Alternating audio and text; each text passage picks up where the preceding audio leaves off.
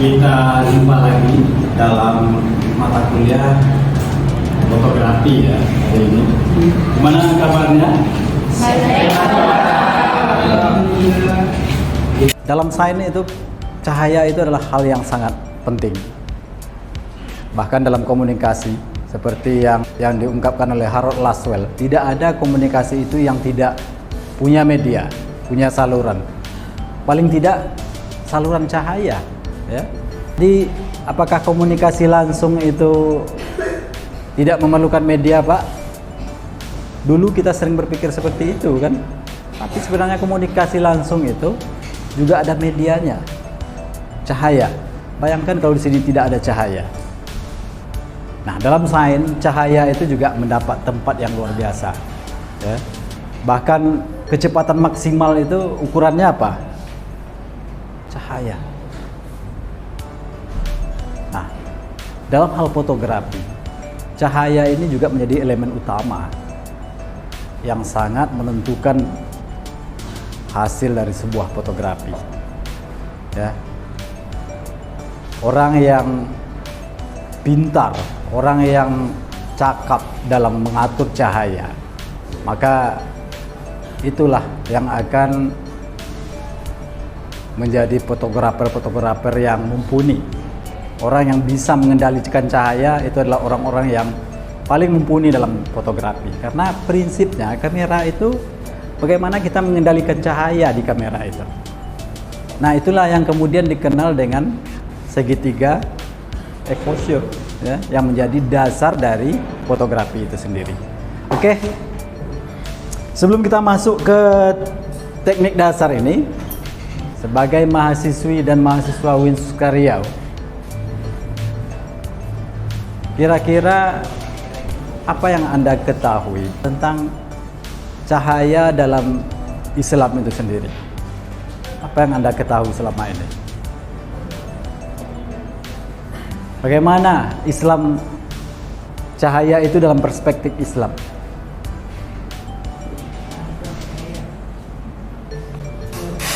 Ayo, anak-anak Bapak Winsuska Riau. Hidayah. Hidayah salah satu yang dilambangkan dengan cahaya, ya. Petunjuk.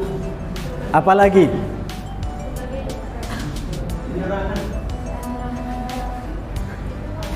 Siapa namanya? Apalagi Fitri?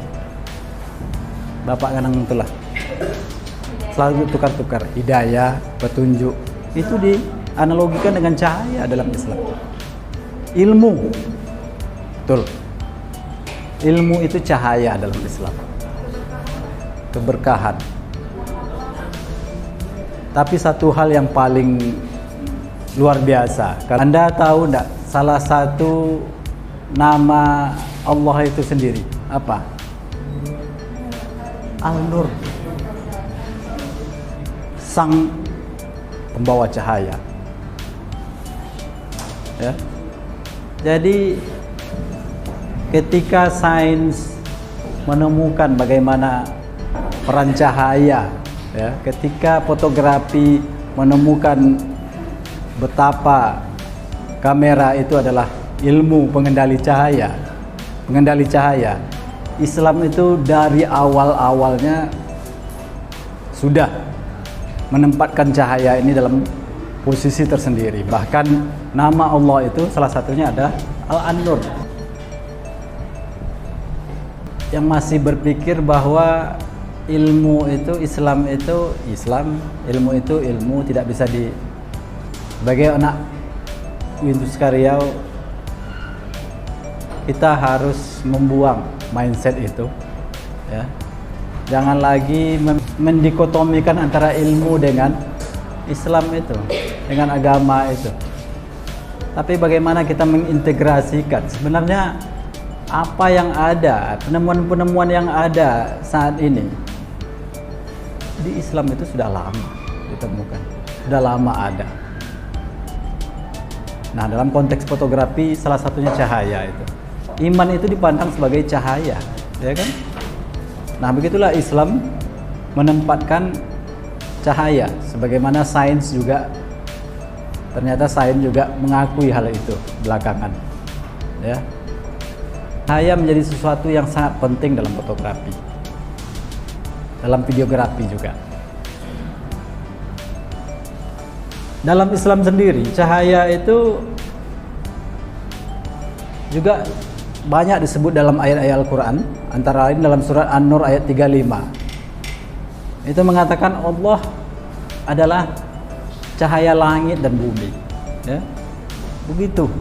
Nah, dalam Al-Quran, cahaya itu seperti yang diungkapkan oleh siapa tadi? Syahrawi tadi, cahaya itu juga dipandang sebagai hidayah, petunjuk, ya. Bahkan iman itu sebenarnya seperti cahaya, begitu yang dikatakan dalam surat Al-Baqarah. Bisa kita cek nanti. Jadi cahaya ilmu itu, dalam hal ini cahaya ilmu itu membantu manusia untuk memahami ayat-ayat Allah di alam semesta, sehingga semakin kuat dalam iman dan takwa. Itu bunyinya dalam surat Al-Baqarah. Nah, ini sangat sejalan dengan fotografi itu sendiri tentunya, ya. Bagaimana orang yang piawai mengendalikan cahaya, maka ia akan menyingkap kebesaran-kebesaran Allah itu sendiri di alam semesta ini, ya.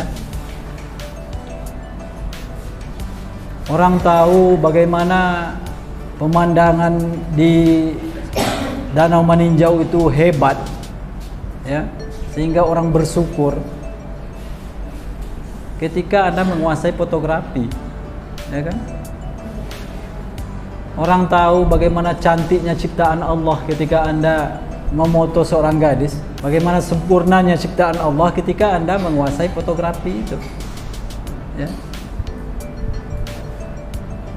Nah, begitulah cahaya. Sehingga cahaya itu menjadi teknik dasar dalam fotografi yang dikenal dengan segitiga exposure, ya. Exposure itu terdiri dari 3 bagian. Yang pertama dinamakan dengan apa? ISO. Ya. Lalu ISO itu apa? Pencahayaan. Apa lagi? ISO itu singkatan dari apa? Ada yang tahu? Tak ada yang tahu? Udah belajar fotografi dan lain sebagainya. Singkatan dari International Standard Organization, ya. Jadi standar cahaya, kepekaan kamera terhadap cahaya itu ada standarnya. Nah, mungkin lebih singkatnya kalau kita belajar tentang ISO ini, kita umpamakan ISO itu sebagai standar cahaya dalam sebuah ruangan. Umpamanya dalam ruangan ini cahaya yang terstandarisasi oleh kamera itu adalah 16 bola lampu.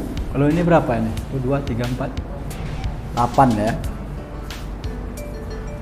Artinya ketika ruangan itu ada 16 bola lampu atau 18 bola lampu, 16 ya, kalau karena ini 8, maka itu merupakan standarisasi dari sebuah kamera. Dia tidak memerlukan penyetelan ISO, ya, karena itulah standar ISO itu sendiri. Seperti itu. Lalu bagaimana ketika dalam sebuah ruangan itu ternyata standarnya tidak cukup, yang ada hanya 8. Ketika di ruangan itu hanya ada 8, standarnya hanya 16 bola lampu, ya. Di sini sudah Bapak tampilkan sebenarnya. Maka agar kamera itu cahaya itu cukup dalam sebuah objek foto atau gambar, dia itulah gunanya ISO itu. Dia harus ISO itu harus dinaikkan. Ketika 18 lampu itu ISO-nya mungkin standarnya 200, maka ketika lampu yang hidup hanya separuhnya, otomatis untuk mengejar kekurangan cahaya itu, disitulah ISO itu dimainkan. Kira-kira ngerti enggak? Jadi ISO itu kepekaan, standar kepekaan sebuah kamera terhadap cahaya. Semakin Anda hebat bermain ISO, maka Anda tidak akan punya kesulitan. Ya. Lalu mengapa masih ada orang yang pakai lighting, pakai itu untuk mengejar ISO itu?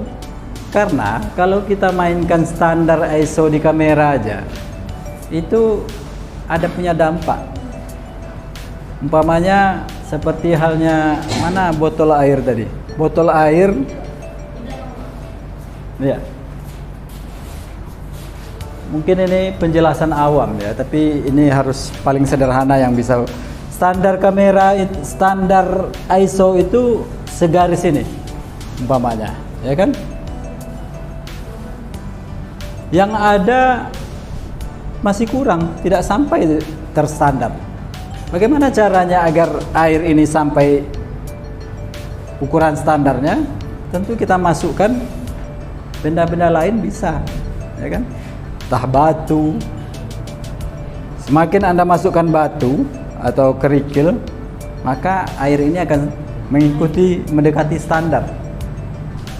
Tapi apakah air itu akan bersih seperti ini? Tentu tidak lagi. Akan ada bias-bias benda-benda yang kita masukkan demi memenuhi standar tadi. Nah, itulah ISO itu sebenarnya. ISO di kamera. Jadi ISO itu bagaimana mengejar terang atau tidaknya sebuah objek gambar. Sampai di situ ada pertanyaan?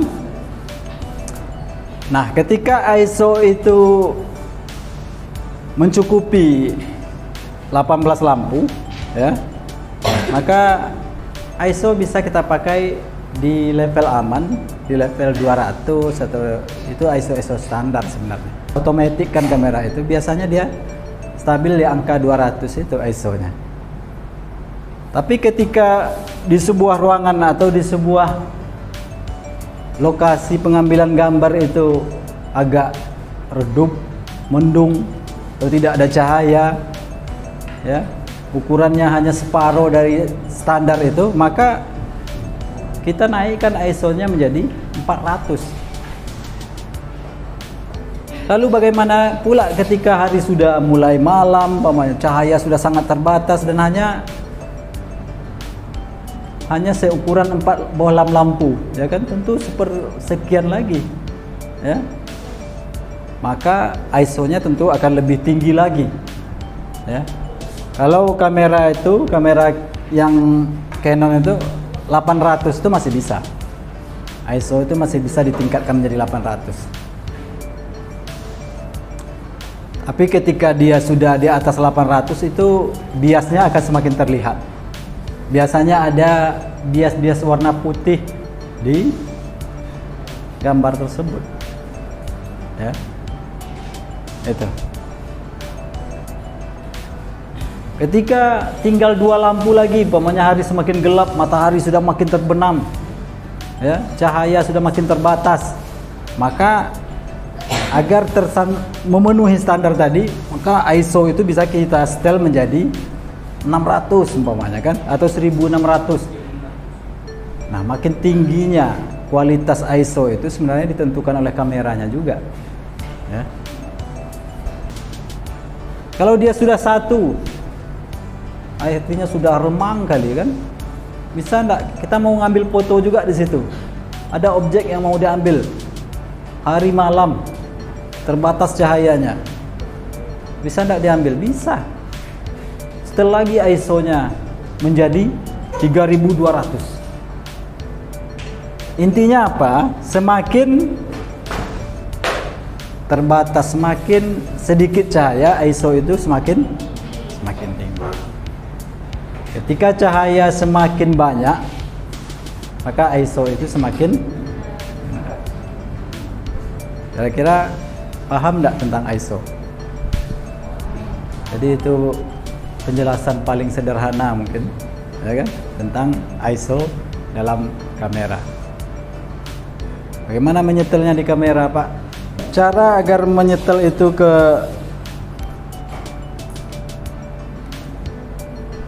melihat ISO-nya, tentu kita setel ini tidak di otomatis lagi.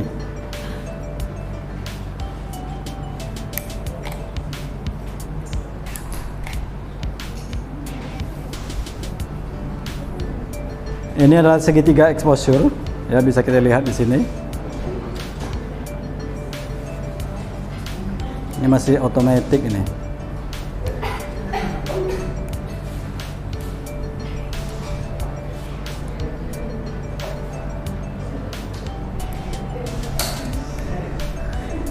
Ini adalah ISO gambar paling tinggi di ISO 800, ya, terang hasilnya. Tapi tengok ada bias-bias cahaya di situ. Harusnya ini kita kirim ke WA masing-masing lah nanti ya materi ini. Ketika ISO-nya 400 dia lebih soft, lebih cantik, terang, ya kan? Tapi ketika diturunkan ya ISO-nya agak lebih gelap, dan ini di 100 dia makin gelap lagi.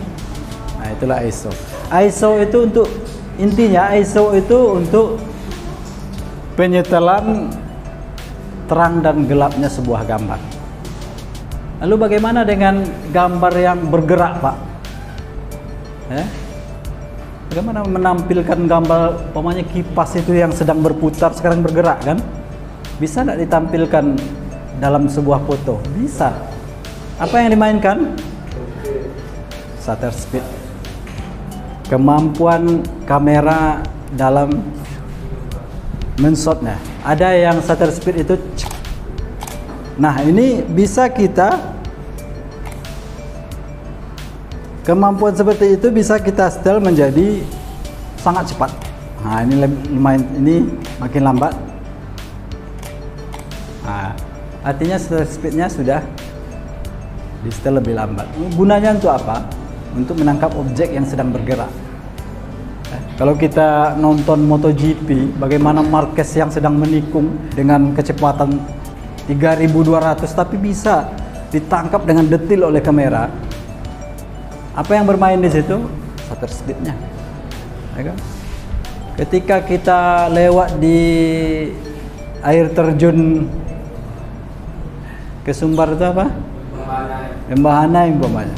Kita ingin mengambil detil air-air yang cipratan airnya, itu shutter speed. Tapi ketika kita ingin halus, nah itu bisa juga di shutter speed itu mainnya.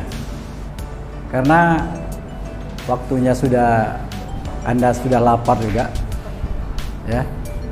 Jadi ada pertanyaan terkait ISO itu? Apa ISO itu tadi?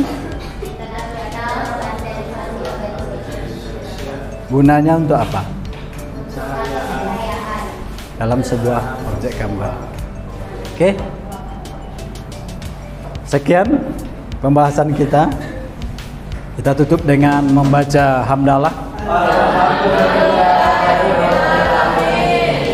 Assalamualaikum warahmatullahi wabarakatuh.